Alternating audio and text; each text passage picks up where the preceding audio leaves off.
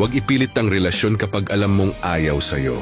Minsan mas mabuting mag-move on kesa kumapit sa taong hindi maintindihan kung sino ka talaga sa buhay nila.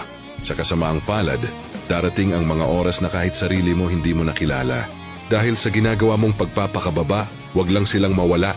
Kailangan mong itigil ang pananakit sa sarili mong puso. Sa pagsisikap na ayusin ang isang relasyon, na malinaw naman na hindi na kayang ayusin pa.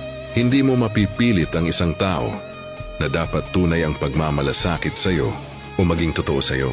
Hindi mo mapipilit ang isang tao na maging tapat sa'yo o huwag kalokohin. Hindi mo mapipilit ang isang tao na maging taong kailangan ka kasi mahal ka. Hindi dahil mahal ka kasi may kailangan siya. Ang totoo, minsan ang taong pinakagusto mo ay ang taong mas mainam pang bitiwan kaysa ipaglaban. Kailangan mong intindihin na may mga bagay na dadating sa buhay mo. Hindi para manatili kundi para turuan ka ng aral at para ituro kung paano ka maging matatag. Lahat ng ginagawa mo para ipakita ang pagmamahal.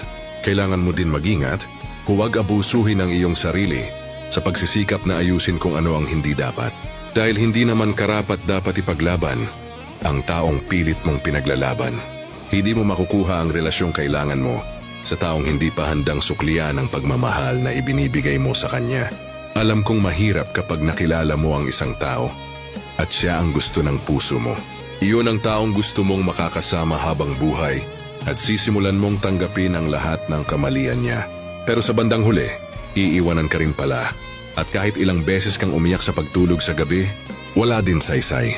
Dahil pag hindi ka niya talaga mahal, walang silbi ang iyong mga luha. Wala silang awa kahit maglupasay ka pa sa kanilang harapan na huwag ka iwanan. Magmumukha ka lang kaawa-awa. Huwag mawalan ng pag-asa. Bitiwan muna ang taong walang halaga at dun mo makikita na madami kang taong sinayang para lang sa taong akala mo tama para sa'yo.